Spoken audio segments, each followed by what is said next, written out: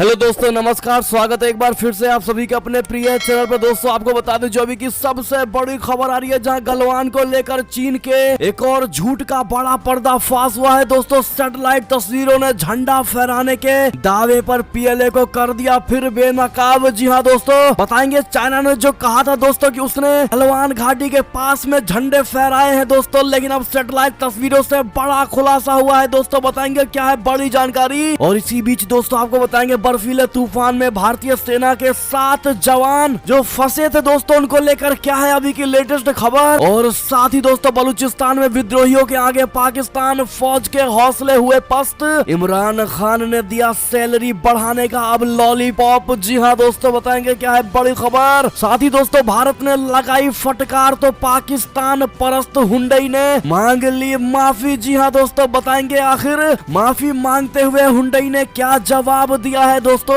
और भारत ने गुस्से में क्या क्या कहा है हुंडई को। दोस्तों बड़ी खबर आपको भी हम बताने वाले हैं। और यूक्रेन मुद्दे पर अमेरिका ने अब खुली चेतावनी दोस्तों रूस को दे दी है। साफ कह दिया है दोस्तों, ये बात बताएंगे क्या कहा है उसने। और रूस भी नहीं रुका दोस्तों, दुनिया को चकमा देकर काला सागर पहुंच गया रूसी सेना के 6 युद्धपोत। जी हाँ दोस्तों, बड़ी खबर आ रही है युद्ध को लेकर। और दोस्तों इसी बीच आपको बताएंगे जहां पर एक ऐसा राज्य जहां पर एक ही गठबंधन का हिस्सा बने कांग्रेस और भाजपा, जी हाँ दोस्तों, साथ मिलकर चलाएंगे सरकार। बताएंगे कहां की ये खबर है। साथ ही दोस्तों आपको बताएंगे रामपुर में एक तजीन खान ने कहा जो लोग आजम खान का जेल जाना सही बता रहे हैं, इनका हुक्का पानी बंद कर दे। बताएंगे दोस्तों किसने ये बात कही है। और दोस्तों योगी जैसे नेता जिन्होंने पूरे उत्तर प्रदेश में विकास किया है दोस्तों, उनको ममता बनर्जी ने कटाक्ष करते हुए बड़ी बड़ी बातें कही है दोस्तों। योगी आ जाएगा तो आपको खा जाएगा जैसी बातें कही है। बताएंगे दोस्तों क्या जवाब मिला ममता बनर्जी को। और दोस्तों पीएम किसान के नियमों में हुआ है बड़ा बदलाव, 11वीं किस्त को लेकर आ रही है बहुत बड़ी खबर दोस्तों। और इस बैंक के खाता धारकों के लिए बहुत बड़ी खबर, खाता हो गया बंद तब लगेगा 150 रुपए चार्ज। जी हाँ दोस्तों, किस बैंक के लिए खबर है तो हर तरह की अभी हम आपको जानकारी देने वाले हैं, तो आराम से बने रहिएगा वीडियो के अंत तक। और अभी खबरों में आगे बढ़ने से पहले हमेशा की तरह मानते हैं कि मोदी है तो हर चीज संभव है। भारतीय सेना अपना देश गर्व से जी रहा है दोस्तों, और आपको भी भारतीय होने पर गर्व है, शान है। मानते हैं भारत देश नंबर 1 सिर्फ मोदी जी जैसे प्रधानमंत्री जी के वजह से हुआ है दोस्तों। इस वीडियो को भी कर दीजिए लाइक, चैनल को कर दीजिए सब्सक्राइब, बेल आइकन दबाइए, साथ ही कमेंट बॉक्स में लिख दीजिएगा जय हिंद। जी हाँ दोस्तों, तो चलते हैं पहली और सबसे बड़ी खबर की तरफ दोस्तों, जहां पर बड़ी दुखद खबर आ रही है दोस्तों। अरुणाचल प्रदेश के बर्फीले तूफान की चपेट में आए सेना के 7 जवान हो गए शहीद। जी हाँ दोस्तों,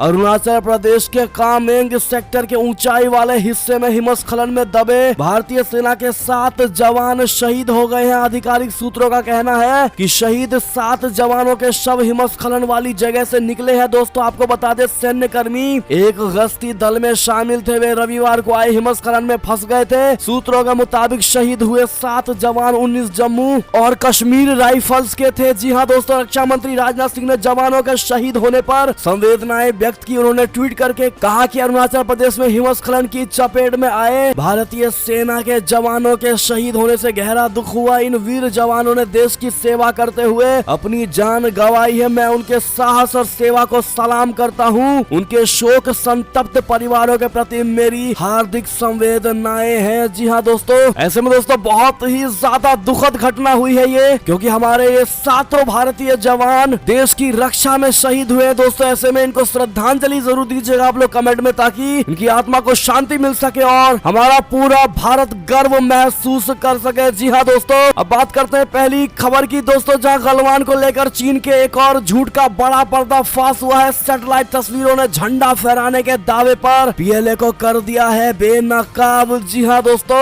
गलवान घाटी में भारतीय सैनिकों के हाथों धूल चाटने की वजह से पहली बार ऐसा हुआ है कि दुनिया भर में चीन की नाक कट चुकी है और वो अपनी साख वापस कायम करने के लिए झूठ पर झूठ बोलता जा रहा है। लेकिन दिलचस्प बात दोस्तों ये है कि टेक्नोलॉजी के जमाने में हर बार उसकी करतूतों की पोल खुल जा रही है दोस्तों। पिछले जनवरी में चीन ने एक प्रोपेगेंडा पूर्वी लद्दाख में गलवान घाटी में अपना झंडा फहराने के लेकर किया था दोस्तों। भारतीय सेना के सूत्रों ने तभी उसकी पोल खोल कर रख दी थी और सारे दावों को नकार दिया था। अब सैटेलाइट तस्वीरें भी सामने आ गई है दोस्तों, और उससे पता चला है कि चीन ने गलवान नदी के किनारे हिंसक झड़प वाले जिस स्थान पर झंडा फहराने का दावा किया था, दरअसल उसने उस जगह से 1.2 किलोमीटर दूर ये कार्यक्रम किया हुआ था दोस्तों। यानी कि उस हिंसक झड़प वाले जगह पर दोस्तों उन्होंने झंडा नहीं फहराया था, उन्होंने ये झूठा दावा किया था दोस्तों। अब सैटेलाइट तस्वीरों से पता चल गया है कि वहां से 1.5 किलोमीटर के आसपास में दोस्तों ये कार्यक्रम किया गया था, लेकिन उसकी सारी मीडिया ने पूरे विश्व में एक फर्जी माहौल बनाने की कोशिश की थी और भारत में भी लोगों को गुमराह करने की चाल चली थी, लेकिन ड्रैगन को फिर से जोरदार तमाचा लगा है। जी हाँ दोस्तों,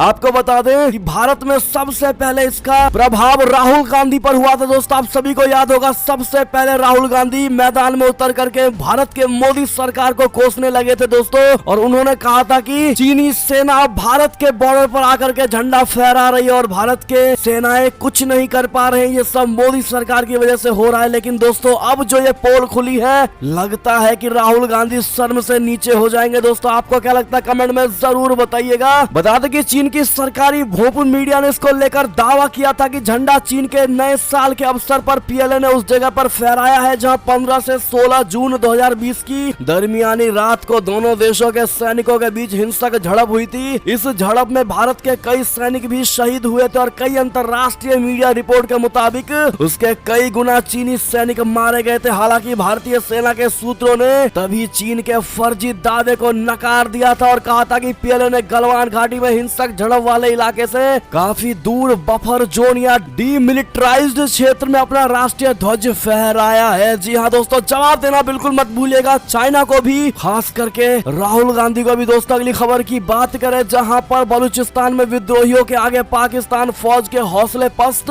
इमरान खान ने दिया सैलरी बढ़ाने का लॉलीपॉप। जी हाँ दोस्तों, बलूचिस्तान में विद्रोहियों के लगातार बढ़ते हमले के आगे पाकिस्तानी सेना के हौसले पस्त हो चुके हैं। पाकिस्तानी सैनिकों में इतनी निराशा और डर है कि प्रधानमंत्री इमरान खान को हौसला अफजाई करने के लिए सैलरी बढ़ाने का लॉलीपॉप दिया है। दोस्तों पाकिस्तानी सेना के हालात का अंदाजा इसी से लगाया जा सकता है कि चीन से लौटने के बाद इमरान खान तुरंत बलूचिस्तान के नौशकी पहुंचे हैं। उनके साथ पाकिस्तानी सेना प्रमुख जनरल कमर जावेद बाजवा भी मौजूद थे। पिछले हफ्ते नौशकी में हुए विद्रोहियों के हमले में फ्रंटियर कॉर्प्स के एक अधिकारी सहित 4 सैनिकों की मौत हुई थी। जी हाँ दोस्तों, इमरान खान ने नौशकी में फ्रंटियर कॉर्प्स और पाकिस्तानी रेंजर्स कर्मियों के वेतन में 15% की वृद्धि की घोषणा की है और अपने भाषण की शुरुआत में उन्होंने पाकिस्तानी सेना की शान में जमकर कसीदे पढ़े हैं दोस्तों और उनको लुभाने की कोशिश की गई। अब आप समझ पा रहे होंगे क्या स्थिति है दोस्तों पाकिस्तान की, जहां पर पाकिस्तान की सेना अपने पाकिस्तान को देश नहीं समझ रही है दोस्तों, और इमरान खान भी अपने पाकिस्तानी सेनाओं के साथ, आर्मी मिलिट्री के साथ दोस्तों व्यापार करने की कोशिश कर रही है। क्या कहते हैं आप लोग कमेंट में जरूर बताइएगा। और लगता ही नहीं है कि पाकिस्तान एक देश है और इमरान खान उसका प्रधानमंत्री है। जी हाँ दोस्तों, अगली खबर की बात करें, जहां भारत ने लगाई फटकार तो पाकिस्तान परस्त हुंडई ने मांगी अब माफी, अरबों की डील कैंसिल होने का दावा। जी हाँ दोस्तों, हुंडई कंपनी के पाकिस्तान परस्त ट्वीट को लेकर भारत सरकार और भारत के लोगों ने कड़ी प्रतिक्रिया दी है और अरबों रुपए के डील कैंसिल हो गए हैं दोस्तों। तो वहीं भारतीय विदेश मंत्रालय ने दक्षिण कोरिया के राजदूत को तलब किया है, जबकि भारतीय विदेश मंत्री एस जयशंकर ने दक्षिण कोरिया के विदेश मंत्री चुंग उई योंग से फोन पर बात की है। वहीं मीडिया रिपोर्ट्स के मुताबिक हुंडई के कश्मीर वाले ट्वीट के बाद लोगों ने बुकिंग कैंसिल करनी भी शुरू कर दी है दोस्तों। भारत में दक्षिण कोरियाई राजदूत चांग जे बोक को भारत सरकार ने कार निर्माता कंपनी हुंडई के कश्मीर पर विवादित ट्वीट के बाद तलब किया है। हालांकि हुंडई कंपनी ने विवादित ट्वीट को जरूर हटा लिया है, लेकिन भारतीय सोशल मीडिया पर अभी भी कड़ी प्रतिक्रिया जताई जा रही है और लोग दावा कर रहे हैं कि वो हुंडई कंपनी की गाड़ियों की जो बुकिंग थी वो कैंसिल कर रहे हैं। हुंडई कंपनी ने अपने पोस्ट में कश्मीर में अलगाववादियों को समर्थन किया था। तो वहीं भारतीय विदेश मंत्रालय के प्रवक्ता अरिंदम बागची ने ट्वीट करते हुए दक्षिण कोरिया के राजदूत जे बोक को समन करने और अस्वीकार सोशल मीडिया पोस्ट पर भारत की कड़ी नाराजगी से अवगत कराया। जी हाँ दोस्तों, आप ट्वीट देख पा रहे होंगे डॉक्टर एस जयशंकर का। और दोस्तों अब हुंडई ने माफी मांगी है। क्या कहते हैं दोस्तों आप लोग, माफी करने लायक है उनका ये बयान? हाँ या ना में जवाब जरूर दीजिएगा। और आपके अनुसार दोस्तों हुंडई पर भारत सरकार को क्या एक्शन लेना चाहिए, कमेंट में सुझाव जरूर दीजिएगा। जी हाँ दोस्तों, और उन भारतीयों का सलाम जिन्होंने भारत पर आंच आते ही, चाहे वो जुबानी आंच ही क्यों ना हो दोस्तों, उन्होंने एक्शन लेना मैंने शुरू की अगली खबर की बात करें, जहां पर दुनिया को चकमा देकर काला सागर पहुंचा रूसी नौसेना का 6 युद्धपोत नाटो से भिड़ने की तैयारी में है। क्या पुतिन बता दें, यूक्रेन से तनाव के बीच बाल्टिक सागर से चले रूसी नौसेना के 6 युद्धपोत अब काला सागर चुपके से पहुंच गए हैं। दोस्तों, रूसी रक्षा मंत्रालय ने पहले ही बताया था कि इन युद्धपोतों को भूमध्य सागर के इलाके में तैनात किया जाएगा। इनके किसी युद्धाभ्यास में भी हिस्सा लेने की बात कही गई थी, लेकिन पल पल बदलते हालात के कारण इन युद्धपोतों को यूक्रेन के सबसे नजदीक काला सागर में भेज दिया गया है। संभावना जताई जा रही है कि रूसी राष्ट्रपति व्लादिमीर पुतिन सीधे तौर पर अमेरिका के नेतृत्व वाले नाटो से भिड़ने की तैयारी कर रहे हैं। नाटो ने भी रूस की आक्रामकता का जवाब देने के लिए पूर्वी यूरोप के कई देशों में सैनिकों, हथियारों और युद्धपोतों को तैनात कर दिया है। जी हाँ दोस्तों, बात यही खत्म नहीं होती। आपको बता दें, अमेरिका को लेकर जो बड़ी खबर आ रही है, जहां पर यूक्रेन मुद्दे पर अमेरिका की अब खुली चेतावनी, यदि रूस हमला करेगा तो गैस पाइपलाइन रोक दी जाएगी। जी हाँ दोस्तों, अमेरिका के राष्ट्रपति जो बाइडेन ने जर्मनी के चांसलर ओलाफ सोल्ज से सोमवार को मुलाकात की और आगाह किया है कि यदि रूस ने यूक्रेन पर हमला किया तो अहम गैस पाइपलाइन नॉर्ड स्ट्रीम 2 को बाधित कर दिया जाएगा। इस बीच रूस के राष्ट्रपति व्लादिमीर पुतिन ने कहा है कि केवल अमेरिका और उसके सहयोगी ही हमले की बात कर रहे हैं। पुतिन और फ्रांस के राष्ट्रपति इमैनुअल मैक्रों ने मॉस्को में 5 से अधिक घंटों तक मुलाकात की और इसी दौरान जो बाइडेन और शोल्ज ने यूक्रेन के संकट से निपटने के प्रयासों के तहत व्हाइट हाउस में बातचीत की है। रूस ने यूक्रेन की सीमा पर हजारों सैन्य बलों को तैनात किया है और वो लगभग रोजाना अपनी सैन्य ताकत बढ़ा रहा है। जी हाँ दोस्तों, आपको बता दें, ब्रिटेन ने भी बड़ा एक्शन लिया है। उन्होंने भी जवाब देते हुए कहा है कि रूस ने अगर यूक्रेन पर हमला किया तो लगाएंगे प्रतिबंध। पीएम जॉनसन ने कहा है कि उनकी सरकार संसद से रूसी व्यक्तियों और कंपनियों पर प्रतिबंध लगाने के लिए कहेगी। द टाइम्स में सोमवार को लिखते हुए ब्रिटिश पीएम जॉनसन ने कहा कि ब्रिटेन दक्षिण पूर्वी यूरोप की रक्षा के लिए रॉयल एयर फोर्स टाइफून लड़ाकू विमानों और रॉयल नेवी वॉरशिप को तैनात करने पर विचार कर रही है। जॉनसन ने यह भी कहा है कि रक्षा सचिव वेन वालेस और विदेश सचिव लीज ट्रस दोनों जल्द ही मॉस्को की यात्रा करेंगे। यानी कि दोस्तों, जितना यूक्रेन को युद्ध की नहीं पड़ी है दोस्तों, अमेरिका और ब्रिटेन जैसे देशों ने मिलकर के इस युद्ध को और ज्यादा भ्रामक बनाने की कोशिश कर ली है दोस्तों। और हमें लगता है कि कहीं ना कहीं अमेरिका और ब्रिटेन, कनाडा जैसे देश मिलकर के, तुर्की जैसे देश एक साथ आकर के दोस्तों, यानी नाटो एक साथ आकर के रूस को एक बार जांच करने की कोशिश जरूर करेंगे दोस्तों, और कहीं ना कहीं हमला अवश्य होगा। आपकी क्या इस पर राय है दोस्तों, कमेंट में बताना बिल्कुल मत भूलिएगा। बढ़ते अगली खबर की तरफ, जहां भारत ने यूएनएससी में इस्लामाबाद को लगाया लताड़, कहा प्रतिबंधों का मजाक बना रहा पाकिस्तान। जी हाँ दोस्तों, भारत ने पड़ोसी देश पाकिस्तान का परोक्ष जिक्र करते हुए कहा कि कुछ आतंकवादी संगठनों ने मानवीय कार्यों के लिए दी जाने वाली छूट का पूरा लाभ उठाकर संयुक्त राष्ट्र सुरक्षा परिषद की प्रतिबंध व्यवस्था का मजाक बनाया है तथा पड़ोस में प्रतिबंधित आतंकवादी संगठनों ने प्रतिबंधों से स्वयं को बचाने के लिए मानवीय संगठनों के रूप में खुद को पेश किया है। जी हाँ दोस्तों, अगली खबर की बात करें, जहां अलकायदा के आतंकी को एनआईए ने किया गिरफ्तार। लखनऊ में विस्फोट की रच रहा था बड़ी साजिश। जी हाँ दोस्तों, राष्ट्रीय जांच एजेंसी बोले तो एनआईए ने लखनऊ में आईईडी ब्लास्ट की साजिश रच रहे आतंकी संगठन अलकायदा के एक ऑपरेटिव को गिरफ्तार कर लिया है। मंगलवार को एनआईए के एक अधिकारी ने इसकी जानकारी दी है दोस्तों। एनआईए के अधिकारी ने बताया है कि गिरफ्तार किए गए शख्स का नाम तौहीद अहमद शाह है, जो कि जम्मू कश्मीर के बड़गाम जिले का रहने वाला है और इसे सोमवार को गिरफ्तार किया गया है। तौहीद पर आरोप है कि वो लखनऊ में बड़े विस्फोट की साजिश रच रहा था और इसके लिए वो राज्य में आतंकियों की भर्ती भी कर रहा था। ऐसे में दोस्तों,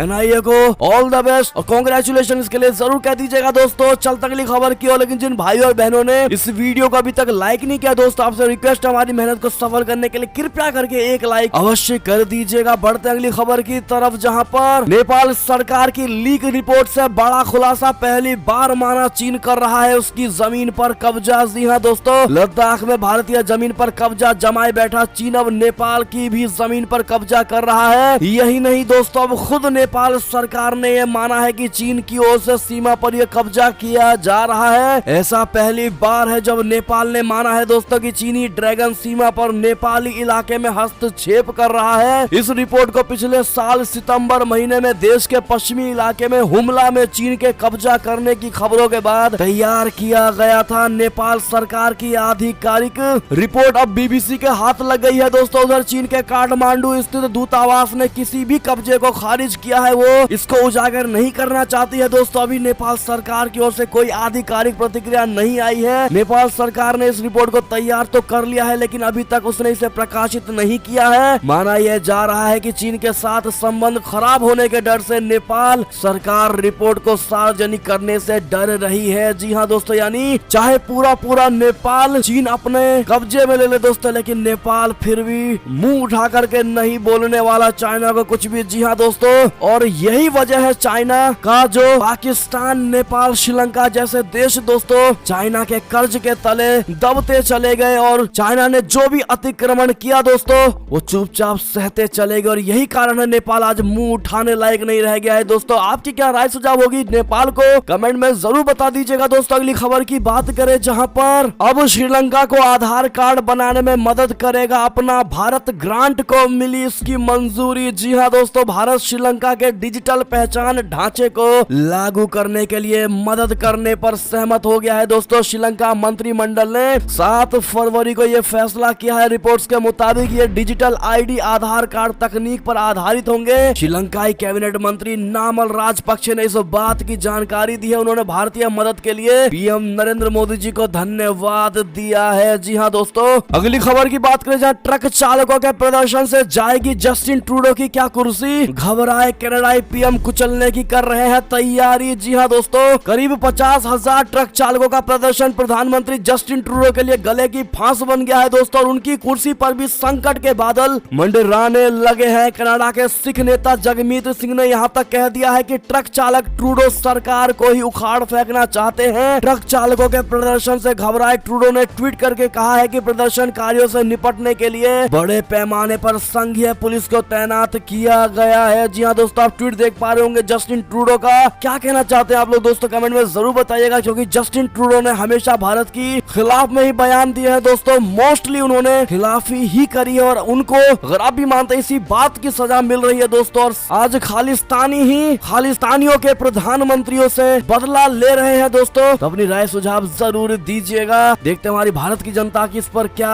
राय है। जी हाँ दोस्तों, बढ़ते अगली खबर की तरफ, जहाँ मेघालय से बड़ी खबर, एक ही गठबंधन का हिस्सा बने कांग्रेस और भाजपा, साथ मिलकर चलाएंगे सरकार। क्या है खबर, दरअसल कहते हैं कि राजनीति में कुछ भी संभव है, लेकिन क्या किसी ने सोचा होगा कि देश की 2 सबसे बड़ी पार्टियां कांग्रेस और भाजपा एक साथ गठबंधन में सरकार चलाएंगी। जी हाँ दोस्तों, दरअसल 2 प्रतिद्वंदी कांग्रेस और भाजपा मेघालय में अब एक ही गठबंधन में है। मेघालय में कांग्रेस पार्टी के नेता एमपीयर लिंग दोह के नेतृत्व में सभी 5 कांग्रेस विधायकों ने मुख्यमंत्री कोनराड संगमा की नेशनल पीपुल्स पार्टी या एनपीपी के नेतृत्व वाले गठबंधन को समर्थन दिया है, जिसमें भाजपा भी भागीदार है। अगली खबर की बात करें दोस्तों, जहां पर राज्यसभा में कांग्रेस पर जमकर बरसे पीएम मोदी जी, कहा कांग्रेस ना होती तो इमरजेंसी का कलंक ना होता, सिखों का नरसंहार ना होता, लोकतंत्र परिवारवाद से मुक्त होता। जी हाँ दोस्तों, संसद में बजट सत्र के 7वें दिन प्रधानमंत्री नरेंद्र मोदी जी ने राज्यसभा में राष्ट्रपति रामनाथ कोविंद के अभिभाषण के धन्यवाद प्रस्ताव पर जवाब दिया। इस दौरान उन्होंने अपने शब्दों से कांग्रेस पर जमकर प्रहार किया। उन्होंने राज्यसभा में कहा, अगर महात्मा गांधी के इच्छा अनुसार कांग्रेस न होती तो इमरजेंसी का कलंक न होता, सिखों का नरसंहार न होता, लोकतंत्र परिवारवाद से मुक्त होता। लोकतंत्र और बहस भारत में सदियों से चल रहा है और कांग्रेस की परेशानी ये है कि परिवारवाद के आगे उन्होंने कुछ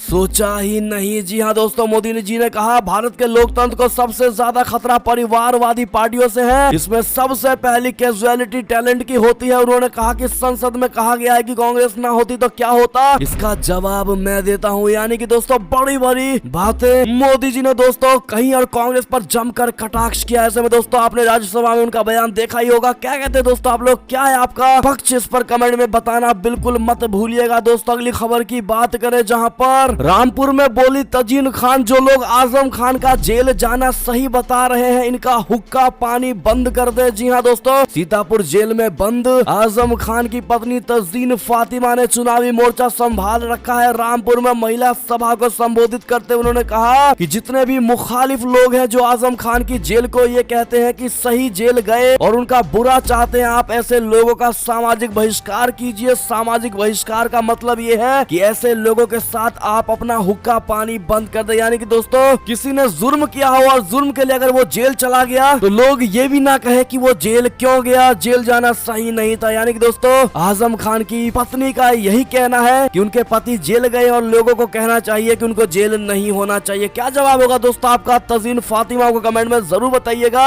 और यही फर्क है दोस्तों समाजवादी पार्टी सरकार और योगी सरकार में, जहां पर अपराधियों को लगातार जेल होती नजर आ रही है और अपराधी अब सर झुकाते हुए उत्तर प्रदेश से भागते नजर आ रहे। दोस्तों आपका इस पर क्या राय है कमेंट में जरूर बताइएगा। बढ़ते अगली खबर की तरफ, जहां पर तो इधर अखिलेश के लिए वोट मांगते हुए बोली ममता बनर्जी और मुसलमानों से भी की अपील, कहा योगी आ जाएगा तो आपको खा जाएगा। जी हाँ दोस्तों, बंगाल में टीएमसी सरकार की योजनाएं गिनाते हुए ममता बनर्जी ने कहा कि बीजेपी सरकार उनकी नकल करती है। उन्होंने कहा नकल करो, अच्छा चीज नकल करो, मर्डर मत करो, नोटबंदी मत करो, एनआरसी मत करो, बंटवारा मत करो, फिर योगी आ जाएगा और आपको पूरा खा जाएगा। जी हाँ दोस्तों, ऐसी ऐसी बातें ममता बनर्जी ने अखिलेश यादव के लिए प्रचार में कही है। दोस्तों क्या जवाब होगा आपका? ममता बनर्जी को कमेंट में जरूर बताइएगा। और योगी जी जिन्होंने 2017 के बाद उत्तर प्रदेश का नक्शा ही बदल दिया है दोस्तों, विकास की ओर मोड़ दिया, और ऐसे में ममता बनर्जी उनको गुंडा बताने की कोशिश कर रही है। आपकी क्या राय सुझाव होगी दोस्तों? जवाब जरूर दीजिएगा। देखते हैं क्या कहती है हमारी भारत की जनता। अगली खबर की बात करें, जहां पीएम किसानों के नियमों में हुआ बड़ा बदलाव, 11वीं किस्त के लिए फटाफट कर सकते हैं ये काम। दरअसल दोस्तों पीएम किसान योजना के लाभार्थियों को अगली किस्त यानी 11वीं किस्त का पैसा तभी मिलेगा जब आप ई-केवाईसी पूरा कर लेंगे। आपको बता दें कि बिना ई-केवाईसी के आपकी किस्त अटक जाएगी। जल्द ही पीएम किसान सम्मान निधि योजना की 11वीं किस्त भी जारी कर दी जाएगी। पीएम किसान पोर्टल पर बताया गया है कि आधार आधारित ओटीपी प्रमाणीकरण के लिए किसानों को किसान कॉर्नर में ई-केवाईसी विकल्प पर क्लिक करना होगा। बायोमेट्रिक प्रमाणीकरण के लिए निकटतम सीएससी सेंटर पर जाना होगा और ये काम घर बैठे अपने मोबाइल, कंप्यूटर या लैपटॉप से भी कर सकते हैं। दोस्तों इसका क्या है प्रोसेस, हमने स्क्रीन पर जानकारी दे दी है दोस्तों, आप देख पा रहे होंगे। स्टेप 1 से लेकर स्टेप 5 के बीच में ये सारी जानकारी है और कैसे आप अपना नाम भी चेक कर सकते हैं दोस्तों, वो भी हमने एडवांस में आपको दे दिया है, आप देख ही पा रहे होंगे। और किस्त का स्टेटस भी चेक कर सकते हैं। दोस्तों अगली खबर की बात करें, जहां इस बैंक के खाता धारकों के लिए बड़ी खबर, खाता हो गया बंद तो लगेगा 150 रुपए चार्ज। 5 मार्च से लागू होगा ये नियम। जी हाँ दोस्तों, अगर आपने इंडिया पोस्ट पेमेंट बैंक बोले तो IPPB में बचत खाता यानी सेविंग अकाउंट खुलवा रखा है तो आपके लिए ये बड़ी खबर दोस्तों। दरअसल IPPB में ने digital saving account closure charges की शुरुआत कर दी है दोस्तों, और ये चार्ज 150 रुपए प्लस GST होगा। नया नियम 5 मार्च 2022 से लागू होगा। जी हाँ दोस्तों, और ऐसे में दोस्तों ये थी अब तक की सारी बड़ी खबरें। आपको हमारी खबर कैसी लगी? आशा करता हूँ बहुत अच्छी लगी होगी। अगर थोड़ी भी अच्छी लगी है तो इस वीडियो को भी अपने भाई बंधुओं में व्हाट्सएप, फेसबुक, ट्विटर के जरिए पूरे भारत में शेयर करना बिल्कुल मत भूलिएगा दोस्तों। और अभी कर दीजिए इस वीडियो को लाइक, चैनल को कर दीजिए सब्सक्राइब, बेल आइकन दबाइए, साथ ही कमेंट बॉक्स में लिख दीजिएगा जय हिंद जय भारत। तो मिलते हैं आप अगली बड़ी खबर में दोस्तों, तब तक अपना ख्याल रखिएगा। बहुत बहुत धन्यवाद दोस्तों। और खबरों का सिलसिला लगातार हमारे चैनल पर जारी है तो अपडेट रहना बिल्कुल मत भूलिएगा। अगली खबर का इंतजार करिएगा। मिलते हैं हम आपसे अगली खबर में दोस्तों। जय हिंद, जय श्री राम, वंदे मातरम, भारत माता की जय।